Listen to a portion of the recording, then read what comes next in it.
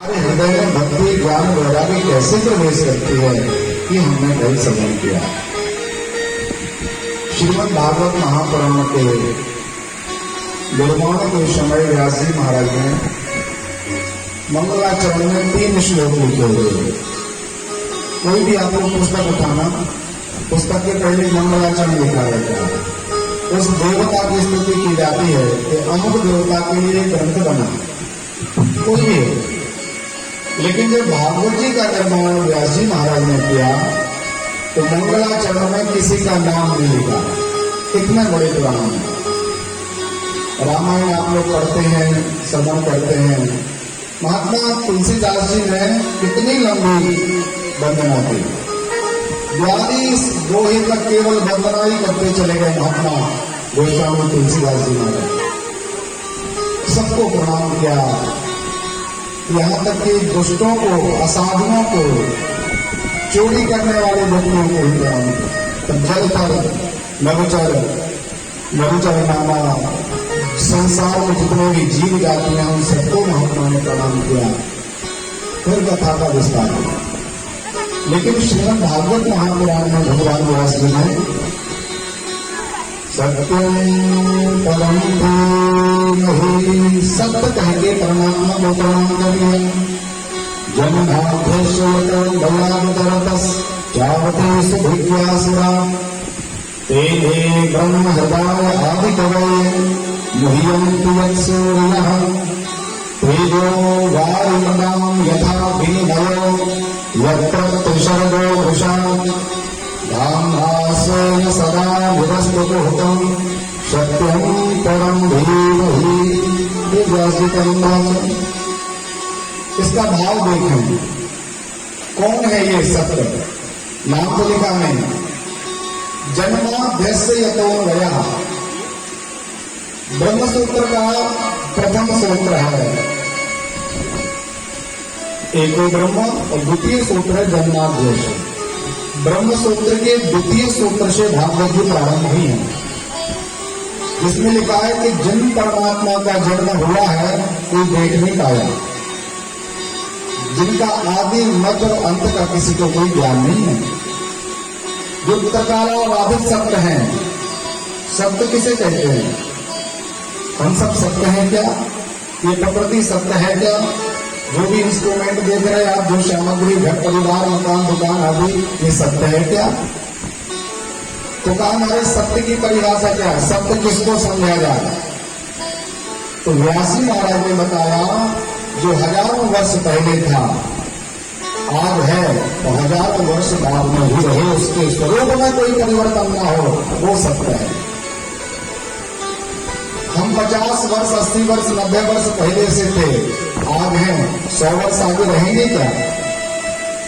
नहीं रह सकते। इसलिए हम सत्य नहीं है, हमारा शरीर विनाशमान। ये घर परिवार जो आप देख रहे हैं हजारों वर्ष पहले हो सकते हैं, आज हैं, लेकिन आगे इनका कोई ठिकाना नहीं है। इसलिए ये भी सब सत्य नहीं है। तो सत्य क्या है? वो जो अनंत काल पहले था, आज भी इस प्रकृति में परमात्मा अनंत काल से हैं और अनंत काल तक जो रहने वाले हैं, ऐसे परमात्मा को सत्य कहा है। जन्म परमात्मा का हुआ कोई देख नहीं पाया और जन्म लेके ही जो स्वराट अपनी गद्दी पर प्रतिष्ठित हो गए। हमें कोई परीक्षा उत्तीर्ण करना हो या कोई पद चाहिए तो बहुत लंबी एक प्रक्रिया से गुजरना पड़ता है। जब वो पद मिलता है तो चुनाव आदि, और वो भी कब 2, 4, 5 वर्ष के लिए। लेकिन परमात्मा का जन्म हुआ या परमात्मा आए और अपनी स्वराट गद्दी पर प्रतिष्ठित हो गए, उनको कोई चुनाव नहीं लड़ना पड़ा, अपनी गद्दी पर प्रतिष्ठित हुए। तो किसी ने कहा महाराज ये ब्रह्मा जी हैं क्या? तो भगवान व्यास जी ने कहा कि जो ब्रह्मादिक महामनीषियों के लिए भी ज्ञान प्रदान करने वाले हैं, जो हिरण्यगर्भ को भी ज्ञान देते हैं, वो परमात्मा है। जिन परमात्मा की सत्ता के कारण हमें जल में थल दिखाई देता है और कभी कभी थल में जल की आधार हो जाती है, उन्हीं परमात्मा को हम सत्य स्वरूप के रूप में प्रणाम करते हैं। भगवान की माया त्रिगुणमयी है, 3 गुणों से युक्त है। गर्मियों में कोई चले जाते हैं तो रोड पर देखते हैं कि दूर से कोई लग रहा है कि पानी भरा है, लेकिन आगे चल के अपन पहुंचे उस स्थान पर तो कोई पानी नहीं होता। रोड जैसी सड़क है वैसी सड़क वहां पर भी है, लेकिन दूर से देखने पर वहां पर फल में जल दिखाई देता है। सूर्य के प्रताप के कारण कई बार नदी तालाब आदि में पेड़ पौधे दिखाई देते थे। अभी तो नदी में पेड़ पौधे तो नहीं है, उसके घाट पर तट पर पेड़ पौधा है। उन्हीं परमात्मा की उस सत्य माया के द्वारा ये संसार हमें तेजो यार लगाम यदा विनिमयो यत्र शर्गो वृषः, उन भगवान सत्य स्वरूप नारायण के लिए हम प्रणाम करते हैं।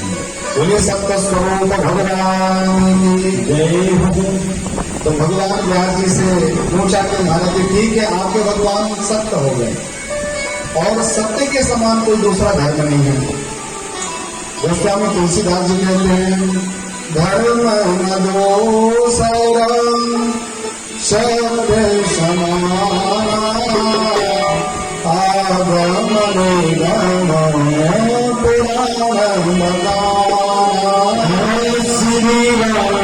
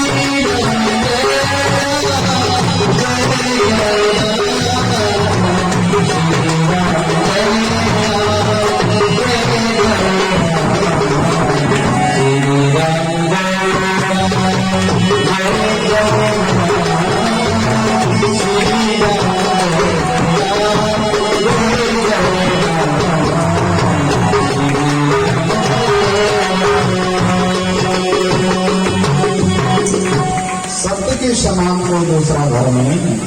और ये मैंने आगम निगम पुराण बताना तो पुराण में गाया हुआ है। तो भगवान व्यास जी से ऋषि नरेश में आके महाराज जी ठीक है सत्य धर्म हो गया, लेकिन कई बार आपने सुना है कि परम धर्म होता है, ये तो धर्म हो गया। तो परम धर्म क्या है? व्यवहार में कई लोग बोलते हैं कि महाराज आपका तो परम धर्म है, आपको ऐसा करना ही चाहिए। तो वो परम धर्म क्या है? तो श्री व्यास जी महाराज ने दूसरे श्लोक में परम धर्म की व्याख्या की। धर्म प्रोज्यत परमो निर्मत्सराणं सतम् वेद्यं वास्तवमस्तु वस्तु सुभदम् तापत्रियो नमोलनम्।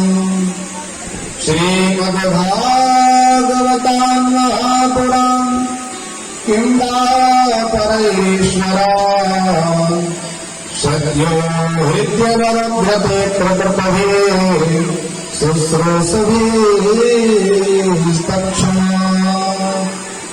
भगवान व्यास ने परम धर्म की व्याख्या की और क्या बोल रहे हैं? धर्मो प्रोज्यत कैत्रवोत्र परमो, सत्य है धर्म और परम धर्म है भगवान की कथा।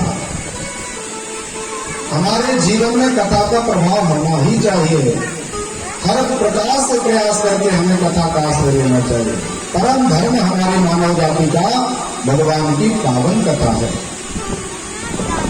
तो महात्मा व्यास जी से पूछा कि महाराज जी कथा सुनने में क्या मिलेगा हमें? ठीक है, हम आपकी कथा सुनेंगे। तो कथा सुनना कैसे है, कथा सुनने के नियम क्या है और सुनने से क्या फल मिलेगा? तो लिखा हुआ है कि यदि आप भागवत जी की कथा का आनंद लेना चाहते हैं तो निर्मत्सरां सतां, निर्मत्सर होकर के कथा श्रवण करें। आपके हृदय में एक मच्छर बैठा हुआ है, सबसे वह 3 सालों के मच्छर। एक तो बाहर के मच्छर आप लोगों ने देखा होगा, तब हम ऑल आउट लगा लेते हैं, कोई मच्छरदानी लगा लेता है, कोई अनेक प्रयास करता है, तो मच्छर पास में आता है। तो बाहर के मच्छर को दूर करने का प्रयास कम करते हैं और पूरे साधन करते हैं, लेकिन हृदय में बैठे हुए मच्छर को कोई नहीं भगाता और वो इससे ज्यादा खतरनाक है।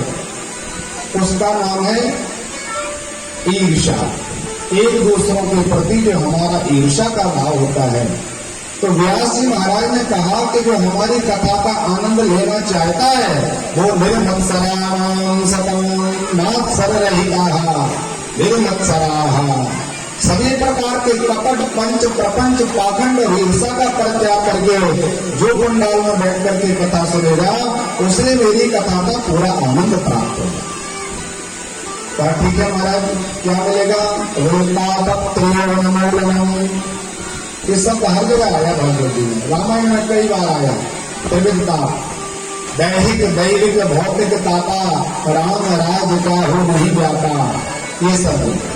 तो ये दैहिक दैविक और भौतिक ये ताप क्या है, ये कष्ट क्या है? और इन तीनों तापों में हम रात दिन तप रहे हैं, ये कष्ट में है हमारे समझ। दैहिक ताप होता है अपने शरीर का ताप, अनेक प्रकार के रोग आदि अपने शरीर में प्रवेश कर जाना, नाना प्रकार की व्याधियों का प्रवेश होना। कहा भरत जी भगवान की कृपा से अनंत धनराशि है, कोई कमी नहीं है पैसे की, लेकिन डॉक्टर ने कहा केवल और केवल बिना घी के 2 फुल्के डालिए, दाल का पानी पीजिए। ये क्या है? दैहिक ताप है। व्यवस्थाएं तो सारी रखी हुई हैं, लेकिन महाराज अंदर कुछ नहीं जा सकता, डॉक्टर ने मना किया है। और कई जगह ऐसा देखा है कि पेट में 10 रोटी पाने की भूख है, भूख लगाती है 10 बजे, और नई नई बहू आई है ना अभी, तो वो 12 बजे भोजन देती है और कहती है कि तुम्हें सुबह सूर्योदय नहीं होता और तुम्हें भूख लगाती है, बहुत ज्यादा भूख मत चिल्लाया करो, पता नहीं तुम्हें हमारी पहुंच कहां तक है, जेल की हवा खिला देंगे। ये क्या है? ये भी दैहिक ताप है। पेट में भूख तो है लेकिन खाने के लिए सामग्री नहीं है। एक भौतिक ताप होता है, अनेक प्रकार की अनावृष्टि हो जाना, कभी बहुत ज्यादा बारिश हो गई, कभी बारिश बिल्कुल भी नहीं हुई, सूखा पड़ गया, कहीं ओले पड़ गए, कहीं भूकंप आ गया। ये प्रकृति के द्वारा प्रकृति जो आपदा है ये भौतिक ताप, दैवीय ताप। इन त्रिविध तापों से हम रात दिन जल रहे हैं। तो व्यास जी महाराज कहते हैं कि इन तीनों तापों से यदि आपको छुटकारा चाहिए तो आज ही भागवत जी में अपना समर्पण कर दें, अपना समर्पण कर दीजिए, तो आपको तीनों तापों से छुट्टी मिल जाएगी। तो कई लोग पूछते हैं कि बड़ी जी कथा यदि हम सुनेंगे तो क्या हमारे ऊपर कष्ट नहीं आएगा? क्या हमारी बहू हमारे अनुकूल हो जाएगी? क्या प्रकृति का प्रकोप हमारे ऊपर नहीं होगा? बारिश ज्यादा कम होगी तो हमारे ऊपर उसका क्या प्रभाव नहीं पड़ेगा? पड़ेगा। ये प्रभाव तो जरूर होगा जो जैसा है, लेकिन आपके अंदर उसका जो कष्ट है वो कष्ट आपको प्राप्त नहीं होगा। जैसे चूल्हे पर गंजी चढ़ी है और आप सीधे जाएं और उस भगवानी को पकड़ लें तो आपका जो हाथ है वो जल जाएगा, बड़ी वेदना होगी क्योंकि उसके अंदर ताप था, वो जल रही थी। लेकिन किसी दूसरे साधन के द्वारा आप कुछ भी ले जाएं, संसी वगैरह, उससे पकड़े, गंजी को नीचे रख दें तो आपको अब जलन नहीं होगी। भगवानी तो पहले भी रखी थी, वो पहले भी गर्म थी, अभी भी गर्म है, और आपने भगवानी को इस समय भी उतारा है, लेकिन अब आपको कष्ट नहीं हुआ। क्यों नहीं हुआ? क्योंकि आपने दूसरे पात्र का आश्रय लिया है, वही पात्र श्रीमद् भागवत की कथा। जब परमात्मा से हम जुड़ जाते हैं तो कितनी भी बड़ी बड़ी भयंकर भयंकर कितनी भी दुर्घटनाएं हो जाएं, परेशानियां आ जाएं, लेकिन जब हम परमात्मा को हो जाते हैं तो हमें नहीं लगता कि ये सब हमारा जो हो रहा है कि हमें कष्ट का साधन है, क्योंकि हम भगवान के हो चुके हैं। तो परमात्मा के हो जाने पर हमें कोई किसी प्रकार का तकलीफ कष्ट नहीं, ज्ञान हो जाता है। ये सब तो चलता रहेगा। मीराबाई के ऊपर कम कष्ट आएगा? महात्मा धर्मराज युधिष्ठिर के लिए कितना परेशान होना पड़ा, महात्मा हरिश्चंद्र के लिए तो स्वयं बिकना पड़ा, अपने सामने अपनी पत्नी को बेच दिया, अपने बेटे को बेच दिया, और एक शूद्र चांडाल के यहाँ नौकरी करने लगे, चक्रवर्ती महात्मा हरिश्चंद्र। लेकिन शिव ददीच हरिश्चंद्र नरेशा, सही धर्म हित कोटि कलेशा, धर्म को नष्ट नहीं होने दिया। इन्होंने विचार किया कि हमें मरना पड़े तो वो स्वीकार है, लेकिन अधर्म का आश्रय हम नहीं ले सकते। तो जो इस प्रकार से परमात्मा का आश्रय लेते हैं तो लिखा त्रिविध तापों का उन्मूलन हो जाता है। बोले महाराज जी भागवत सुनने से और क्या होगा? तो कहा देखिए, जिस समय हम ये विचार करते हैं कि हमें कथा सुनना है और अमुक स्थान पर ये कथा गाई जा रही है, तो अपन 3 बजे चलेंगे, कथा में बैठेंगे, ये मन बनाया, अभी आप आए नहीं हो। केवल आपने मन में संकल्प किया तो तत्रा हृदय सुश्रुभी, अपने श्रवण क्षण की कामना आपके हृदय में आज हमें कथा सुनना है, और तत्काल परमात्मा आपके हृदय में अवरुद्ध हो जाते हैं, हृदय में विराजमान हो जाते हैं। बहुत सावधानी से कथा सुनिए, कितनी बड़ी बात लिखी है व्यास जी महाराज ने, और व्यास जी के वचन तो सत्य है, सर्वथा सत्य है। कथा सुनने की इच्छा मात्र से परमात्मा हृदय में अवरुद्ध हो जाते हैं। यहाँ भागवत जी में ये नहीं लिखा कि भगवान विराजमान हो जाते हैं। विराजमान होने में, अवरुद्ध होने में बहुत लंबा दोनों में अंतर है। जैसे यहाँ पर भी जो कृष्णकांत प्रमुख यजमान परीक्षित जी सपत्नी के बैठे हैं, ये विराजी नहीं है, ये अवरुद्ध है। और आप लोग जितने भी भक्त यहाँ पर सुनने के लिए बैठे, आप लोग विराजे हो। कहने का मतलब क्या है? कृष्णकांत चाहते हुए भी जब तक आरती नहीं होगी उठ नहीं सकते, वो अपने मन से नहीं बैठे, वो स्वयं बैठ जाए और अपने मन से उठ के चले जाए। वो अवरुद्ध हैं, कितनी भी परेशानी हो लेकिन इनको 3 घंटे तो कम से कम यहाँ बैठना ही है। लेकिन आप लोग अपने मन से बैठे हैं, मन से जा सकते हैं। कथा में मन लग रहा है तो ठीक है ना, माथा झुकाओ, तो ये क्या है? विराजमान होना, अपने मन के होना। लेकिन अवरुद्ध परमात्मा हो जाते हैं भगवान की कथा सुनने की इच्छा मात्र से। फिर परमात्मा चाहे कि हम आपके हृदय से चले जाएं, फिर भी परमात्मा अपने मन से जा नहीं सकते। ऐसी भागवत की परम कृपा है। तो भगवान श्री व्यास जी ने जब 2 श्लोकों में ये मंगलाचरण किया तो महात्मा लोग खड़े हो गए और कहा, गुरु जी महाराज जब इतना पावन ग्रंथ है, ये अलौकिक ग्रंथ है जो आपका, तो महाराज जी बता दीजिए कौन कौन है आपकी कथा सुनने के लिए? हम लोग अधिकारी हैं क्या कथा श्रवण के? तो श्री व्यास जी महाराज ने भागवत जी में केवल 2 लोगों को बुलाया, तीसरे लोगों को निमंत्रण नहीं दिया। व्यास जी ने विचार कीजिए, ऐसा पावन ग्रंथ का निर्माण, अलौकिक ग्रंथ का निर्माण करके व्यास जी महाराज केवल 2 व्यक्तियों को बुलाते हैं। और बिल्कुल सच्चे अर्थों से हृदय से कहें आपको, तो न तो हम किसी प्रकार से कथा सुनाने के अधिकारी हैं, परमहंसों की संहिता है महाराज जी। हम जैसे पावर जीव जातियों के लिए इसमें कोई प्रवेश ही नहीं है। लेकिन परमात्मा श्री काशी विश्वनाथ जी की कृपा से जो प्रसाद प्राप्त हुआ है, तदनुसार हम भागवत जी में प्रवेश करेंगे। व्यास जी महाराज ने कहा केवल 2 व्यक्ति कथा सुनने के आए तो निश्चित रूप से उनका उद्धार होगा और बड़े आनंद के साथ वो आनंद ग्रहण करेंगे। कौन है वो 2 लोग? 30वें श्लोक में कहा है, निगम कल्पतरोर्गलितं फलं सुखमुखादं मृतद्रव्य संयुतं पिबत भागवतं रसमालयं मुहुरहो रसिका भुवि भागवताः। निगम कहलाता है वेद, वेद नारायण को निगम कहते हैं। और निगम कल्प करोड़ गलतम फलम, वेद रूपी वृक्ष से पका टपका हुआ फल श्रीमद् भागवत की कथा है। अगर वो कोई फल तो वृक्ष में लगा हुआ, वृक्ष में ही पक जाता, अपने आप डाली से छूट जाता है, रंग से टूट जाता है, जब पूरा पुष्ट हो जाता अपने आप नीचे गिर जाता है। तो कहा वेद रूपी वृक्ष से पका और पुष्ट हुआ रसमय जो फल है वो श्रीमद् भागवत जी का फल है, और वो टपका हुआ है। अमृत संयतम, अमृतमय रस से भरा हुआ है। व्यासी महाराज जब इतने ऊपर से वेद भगवान के वृक्ष से कोई इतना पका हुआ फल गिरे तो जब जमीन में गिरता तो टूट जाता है, रस बिखर जाता है। तो भागवत जी जब इतने ऊपर से गिरी होंगी तो अपने आप इनका जो रस था वो रस तो पृथ्वी पर फैल गया होगा, फूट गया होगा ये भागवत रूपी फल। तो हम इसको कैसे पा सकते हैं? तो व्यास जी महाराज ने कहा कि जब कोई फल एक शाखा से दूसरी शाखा पर, दूसरे से तीसरी पर, उससे दूसरी पर करते करते करते समय सरे नीचे आए तो उसमें फूटने की कोई किसी प्रकार की गुंजाइश नहीं है। इसी तरह श्रीमद् भागवत महापुराण श्रीमद् नारायण की शाखा से जब गिरा ये फल तो ब्रह्मा जी की शाखा पर अटक गया, ब्रह्मा जी ने धारण कर लिया। महात्मा ब्रह्मा जी ने इसी श्रीमद् भागवत महापुराण को महात्मा नारद जी को प्रदान किया तो नारद जी की शाखा पर गिरा, नारद जी ने धारण किया।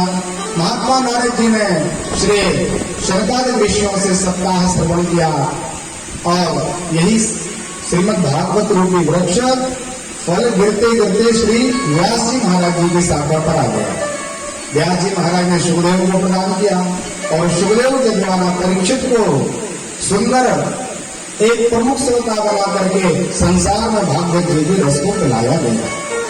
तो जब क्रम से गिरा है तो इसमें फूटने की कोई किसी प्रकार की स्थिति नहीं बन सकती।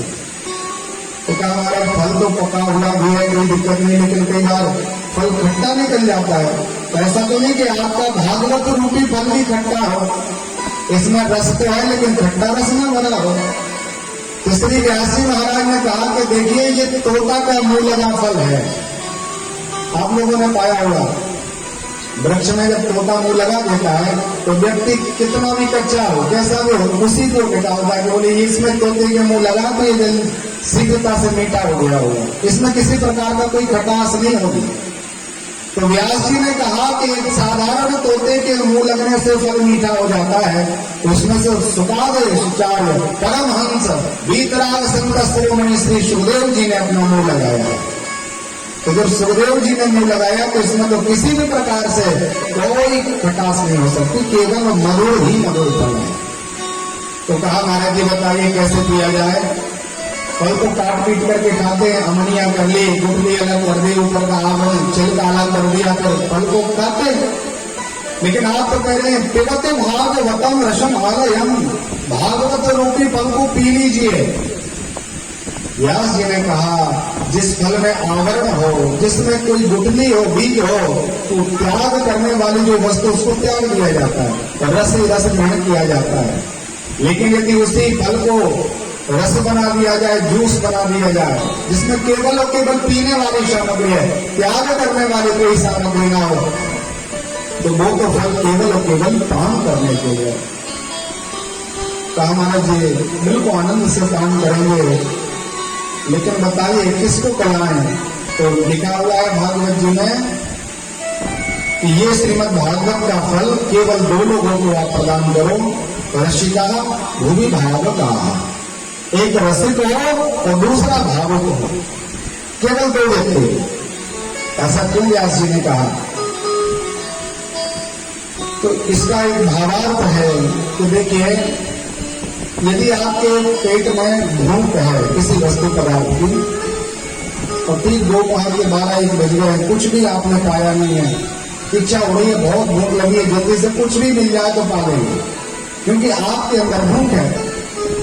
तो जो भी मिलता है तो आप विचार नहीं करते कि आज कैसा बनाया, क्या रख दिया, नमक है कि नहीं है, उसमें मिर्ची डली कि नहीं डली, धनिया पत्ती है कि नहीं, ये कोई विचार नहीं करता। जब 2-4 रोटी पा लेते तब स्वाद का पता चलता है कि स्वाद कैसा है, क्योंकि भूख थी आपके उदर में।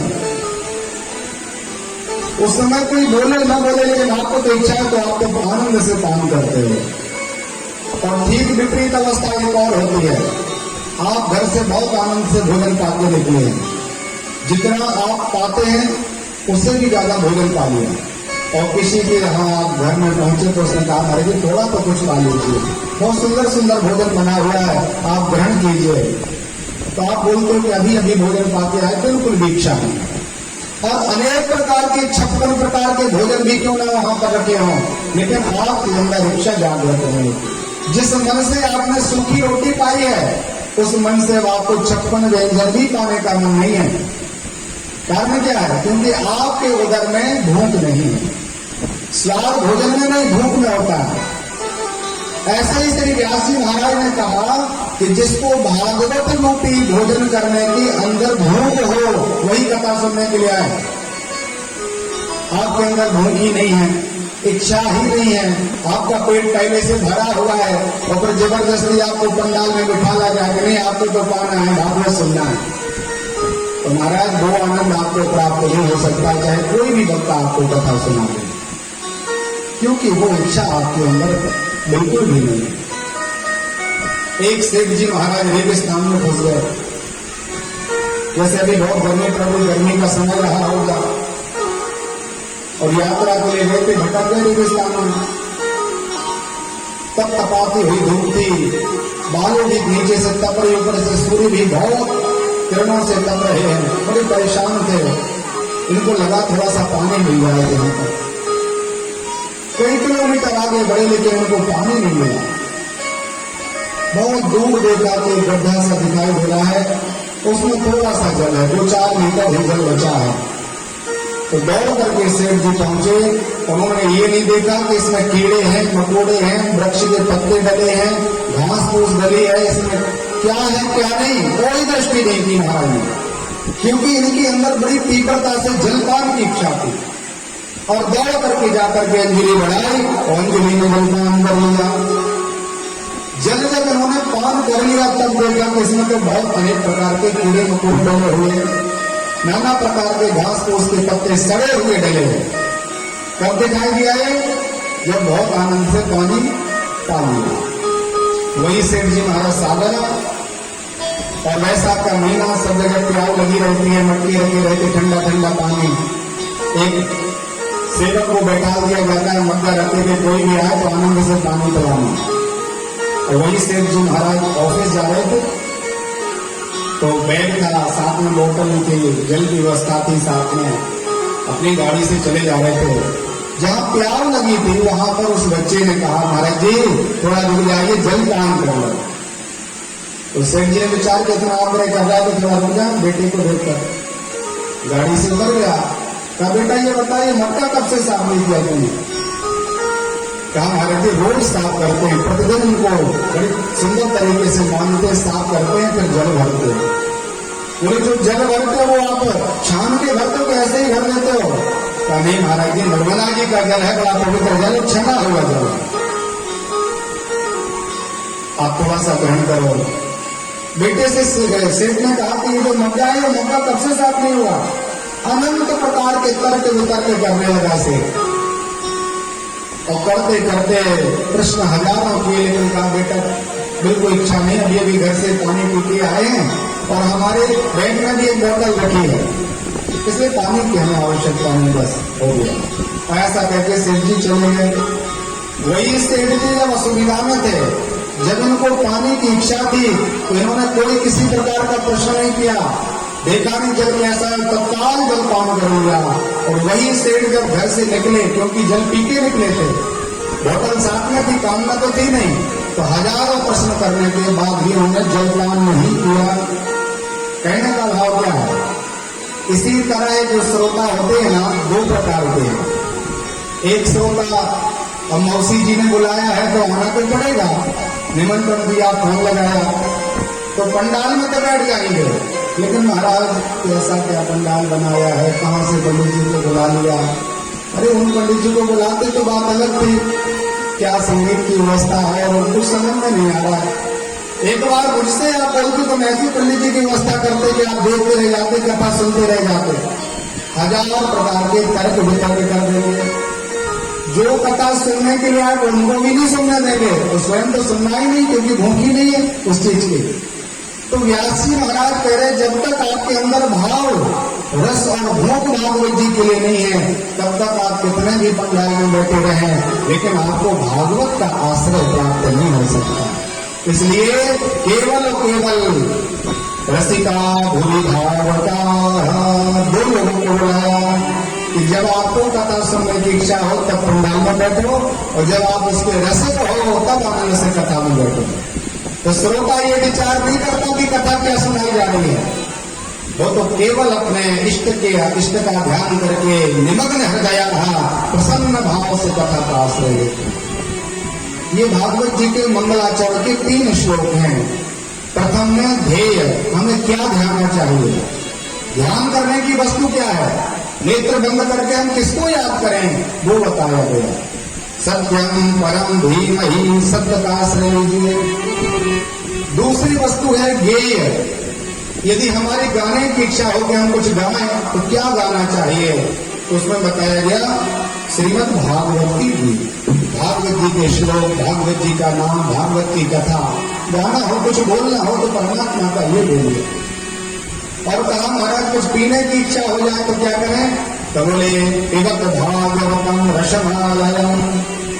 वेदरूपी वृक्ष से पका हुआ जो फल श्रीमद् भागवत महापुराण है, इन्हीं को खूब पीजिए महाराज। तो कब तक पिए, बोले आलयम, जब तक हमारा मोक्ष न हो जाए तब तक हम रोज पंडाल में बैठे हो कथा सुने। कई लोग बोलते हैं कि हमने हजारों कथाएं सुनी, कई पंडित जी लोगों की कथा सुने। कथा तो वही है, भागवत जी वही है, भगवान का जन्म करेंगे, फिर कंस को मारेंगे, फिर रासलीला, फिर ये और फिर वो। पंडित जी अलग से क्या सुना देंगे। ऐसा विचार करने वाले सच्चे अर्थों में भागवत जी में प्रवेश नहीं किए। जिनकी कथा सुनने से इच्छा पूरी हो जाए, सच्चे अर्थों में उन्होंने कथा को कुछ जाना ही नहीं है। राम कथा जो सुनत अगाही, रस विशेष जाना तिनक नाही। जिन्होंने कथा सुनकर के मन को भर लिया कि भाई बहुत हो गया कथा नहीं सुनना, तो समझ लीजिए महाराज ने कुछ भी कथा नहीं सुनी। न्यूज़पेपर अपने घर आता है, एक बार अपन पेपर को पढ़ लो तो दोबारा इच्छा होती है क्या? कोई भी व्यक्ति कितना भी अच्छा उसमें समाचार आया हो, लेकिन उसको जो दोबारा पढ़ने की इच्छा कोई नहीं करता। एक बार पेपर को देख लिया तो हमारा बस हो गया। तो भागवत जी कब से चल रही है, विचार करो, कितना लंबा समय हो गया। और करते करते कितनी बार व्यक्तियों ने सुना होगा, लेकिन कभी ऐसा नहीं होता कि भागवत जी पुरानी हो गई। पुराण का मतलब यही है, भागवत जी का मतलब यही है, पुरा अभी नूतनम, जो प्राचीन होकर के भी नूतन है, नया, वो पुराण है, वो भागवत जी है। आप जितनी जगह जाएंगे, जितनी बार कथा सुनेंगे, एक नई चीज आपको जरूर प्राप्त होगी। ये भागवत की महिमा है। इस प्रकार से मंगलाचरण को हम सब प्रणाम करके और कथा में प्रवेश करें। एक बार क्या हुआ, सुंदर नैमिषारण्य का पावन पवित्र आश्रम है। नैमि से निवसत क्षेत्रे सत्रम सर्गाय लोकाय सहस्र माशतः 88,000 महात्मा इकट्ठे हुए। ब्रह्मा जी के पास पहुंचे तो महाराज जी आप ये बताओ, हम लोग कुछ भजन करना चाहते हैं तो भारत की सबसे श्रेष्ठ भूमि कौन सी है? तो ब्रह्मा जी भी आश्चर्य में पड़ गए कि देखिए भारत तो भगवान की भूमि है, भगवान ने अवतार लिया, लीलाएं की, तो प्रत्येक भारत भूमि का प्रत्येक कण तीर्थ है। लेकिन अब आप लोगों ने का सबसे अच्छा क्या है, तो कहा हम एक चक्र भेजते हैं। एक चक्र भेजा, पहिया, उस पहिए में 24 आरे लगे हुए हैं। और ब्रह्मा जी ने उसको वेदमय दृष्टि से उसको फेंक दिया और कहा महाराज जहां पर ये चक्र गिर जाएगा, जहां पर इसकी आराएं टूट के गिर जाएंगे, तो समझ लीजिए वो भारत भूमि का टुकड़ा सबसे ज्यादा पुण्यवान है। तो भारत भूमि की 7 परिक्रमा करते करते चक्र विचार करने लगा कहां कौन सा स्थान पवित्र और पुण्यदायक है। तो वो निमिष मतलब वो चक्र एक स्थान पर गिरा जो अरण्य था, जंगल सा था, जहां पर कोई किसी प्रकार का नगर गांव आदि नहीं था, कोई निवास नहीं था किसी का। और विशाल जंगल में जाकर के वो निमिष गया, इसलिए उसका नाम नैमिषारण्य हो गया। बोले नैमिषारण्य भाग की जोड़ी। निमिष एक अरण्य में गिरा, इसलिए उसका नाम नैमिषारण्य हो गया। चक्कर गिरने के कारण वहां पर उस स्थान का नाम चक्र तीर्थ पड़ गया। आप लोग गए होंगे कोई उत्तर प्रदेश के सीतापुर नाम के जिले के 12 किलोमीटर आगे चले तो है नैमिषारण्य पावन धरा आज भी है। हजारों प्रकार के महात्माओं के स्थान है, गोमती नदी का किनारा है। तो महात्मा लोगों ने विचार किया ये सबसे अच्छा स्थान है और संकल्प किया विष्णु विष्णु विष्णु हो, जैसा हम भागवत जी का संकल्प करते हैं। संकल्प में उन्होंने कहा कि हम 1000 वर्ष का अनुष्ठान करेंगे। अपना ये 7 दिन का है, महात्मा लोगों ने 1000 वर्ष का संकल्प लिया, दिन भर मंत्र पढ़ते, दिन भर आहुतियां देते, शाम के समय जो समय बचता उसमें 18 पुराणों की चर्चा होती थी। एक पुराण पूरा हो गया, दूसरा प्रारंभ हो गया, दूसरा पूरा किया, अगला प्रारंभ, ऐसा करते करते ये क्रम चलता था महात्माओं का 1000 वर्ष का। उस आयोजन के प्रमुख आयोजक महात्मा शौनक बाबा है, श्री शौनक जी महाराज। और लिखा है कि वो कुलाचार्यम कुलाधिपाम वयोवृद्ध हैं, बहुत अवस्था बड़ी है महात्मा की, और वो कुलपति है उस समय के। जैसे यूनिवर्सिटी की कुलपति नहीं होते, वाइस चैलेंजर, बहुत बड़ा पद होता है कुलपति का। लेकिन आज के कुलपति अलग है, उस समय के कुलपति अलग थे। कुलाधिपति की पदवी जो दी जाती थी उनको ही मिलती थी जो 18 पुराण कंठस्थ कर ले, 4 वेदों का जिनको पूरा ज्ञान हो, याद हो, 6 शास्त्रों का ज्ञान रखते हो, और 10,000 बालकों को निःशुल्क पढ़ाने का जिनके अंदर सामर्थ्य हो। 10,000 विद्यार्थी आपके आश्रम में रहे, भोजन की व्यवस्था, रहने की व्यवस्था, तो आपको कुलाधिपति बनाई जाएगी।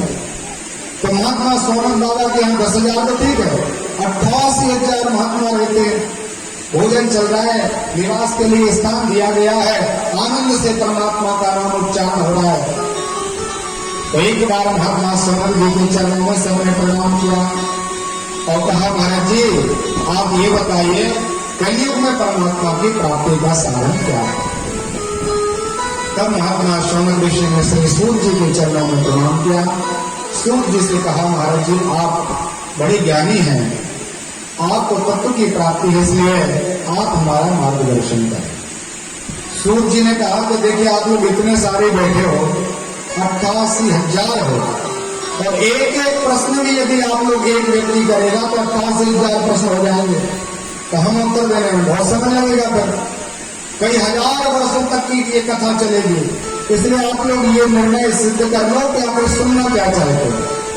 विषय वस्तु तो हमारे पास बहुत है, पुराणों में, वेदों में बहुत बड़ी विषय वस्तु भरी हुई है, उसका अधिकार अलग अलग है, उसका ज्ञान अलग अलग है, उसके मार्ग अलग अलग हैं।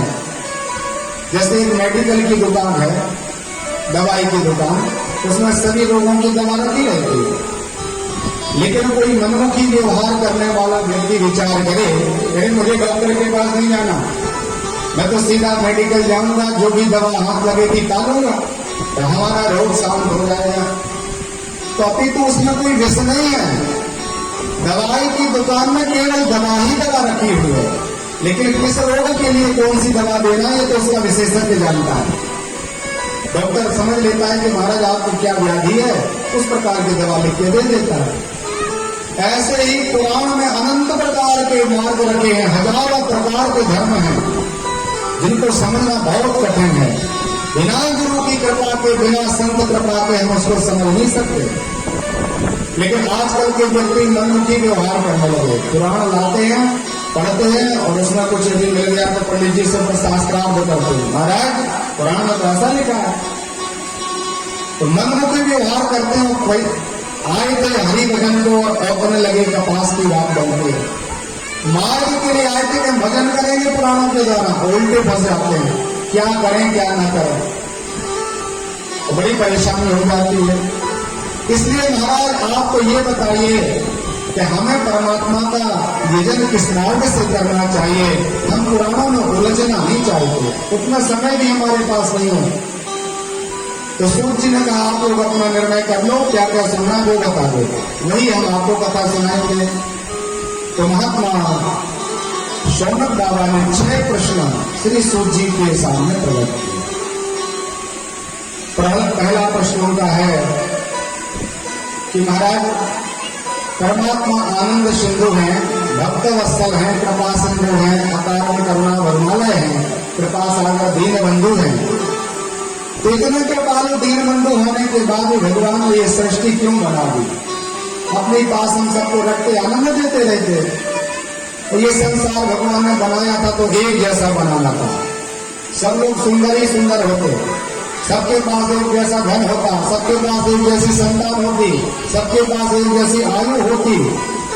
तो परमात्मा कृपा सिंधु है, समदर्शी है, समान दृष्टि से परमात्मा देखते हैं, तो भगवान ने संसार में इतनी ऊंच नीच क्यों कर दी, इतना विभेद क्यों किया, इतना अंतर क्यों कर दिया। महात्मा सूत जी ने पूछा कि महाराज क्या अंतर देखा आपने संसार में। तो कहने लगे महाराज हमने संसार में देखा है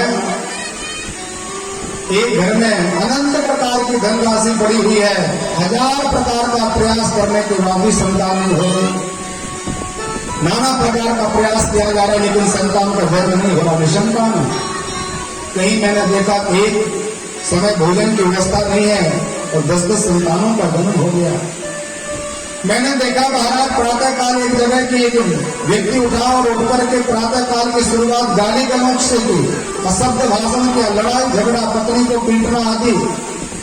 और एक जगह मैंने देखा प्रातः काल श्री कृष्ण गोविंद हरे राम हे राम नारायण वासुदेव हरे राम राम राम हरे हरे, ऐसे मंगलमय भगवानों का नाम लेकर के सुप्रभात किया, प्रातः काल हुआ। कहीं देखा महाराज के शरीर अनेक प्रकार से सुंदर है, कहीं कुरूपता है, कोई आरोग्यवान है, कोई रोगवान है, नाना प्रकार का भेद है। इसलिए पहला प्रश्न हमारा ये है कि भगवान ने ये संसार बनाया क्यों, और बनाया तो एक जैसा क्यों नहीं बनाया। दूसरा प्रश्न हमारा, महाराज हमने पुराणों में परमात्मा का नाम अजन्मा सुना है, ना ध्यायतो जन्म देवानाम तद्देवो अजन्मयो, जो परमात्मा कभी जन्म नहीं लेता ऐसे भगवान का नाम अजन्मा। लेकिन जब परमात्मा अजन्मा है तो वसुदेव ग्रहे साक्षात भगवान हरिश्वर भय प्रकट कृपाला दीन दयाला कौशल्या हितकारी। जब परमात्मा अजन्मा है, जन्म नहीं लेता, तो दशरथ नंदन कैसे हो गया, उसका नाम यदुनंदन कैसे हुआ। वो कपिल के रूप में, महात्मा व्रतों के रूप में और नाना प्रकार से 24 बार यहाँ पर क्यों आए।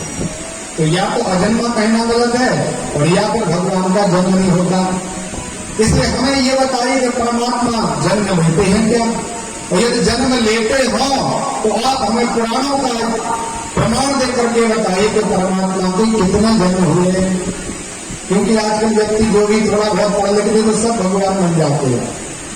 तो महात्मा सूत जी ने पहले से ही स्वयं आदि महात्मा ने कह दिया कि महाराज शास्त्र का प्रमाण बताइए कि भगवान के कितने जन्म हुए, भगवान ने कितने अवतार धारण किए।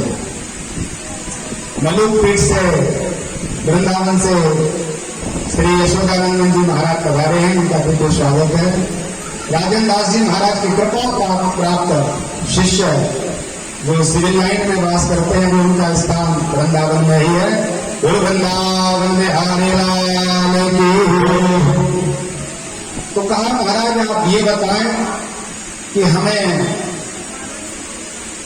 कौन से परमात्मा के अवतार को प्रणाम करना चाहिए, ये दूसरा प्रश्न है।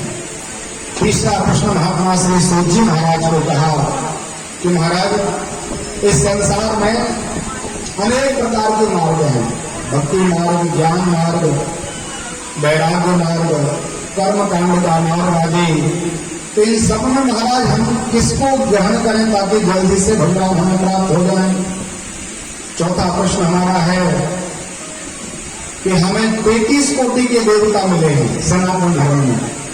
कितने देवता हैं, आप पूजन करते करते थक जाओगे, लेकिन देवताओं की लाइन कम नहीं होगी। इसलिए महाराज कई बार ऐसा होता है कि एक मंदिर अपन ध्यान कहीं पर और वहां देखेंगे गर्भगृह में और अनंत प्रकार के भगवान बैठे हैं। हनुमान जी भी है, भैरव बाबा भी, शनि बाबा भी बैठे।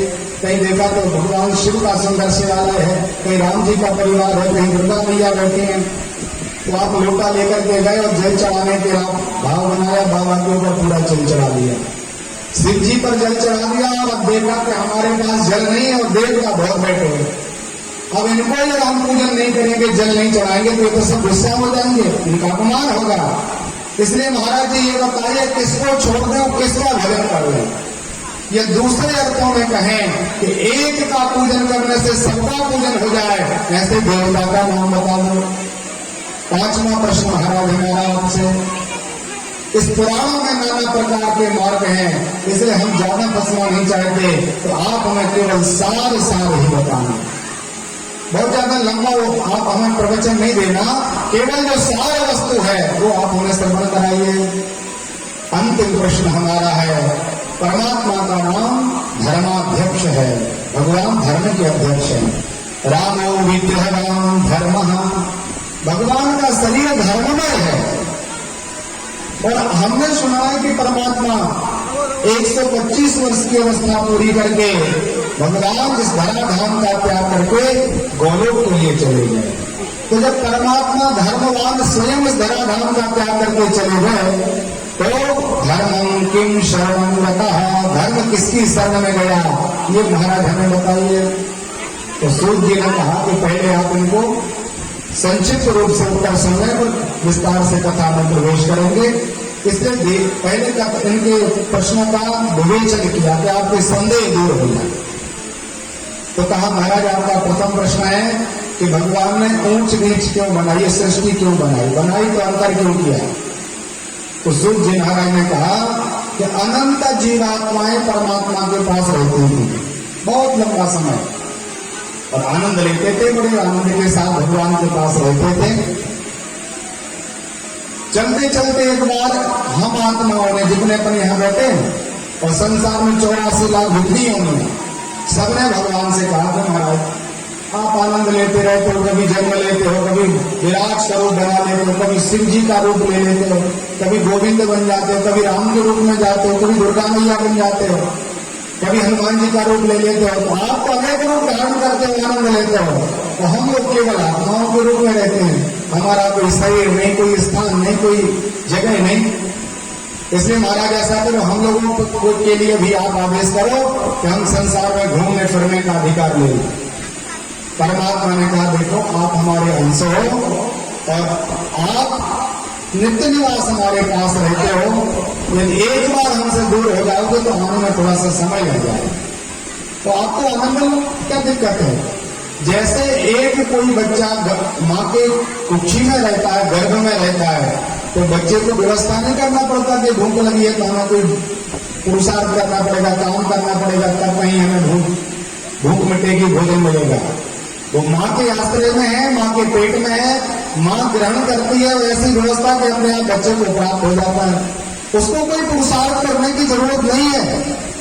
इसी तरह परमात्मा ने कहा आप सब हमारे पास हो, इसलिए भोजन जो व्यवस्था सब हमारे द्वारा चल रही, चिंता मत करो।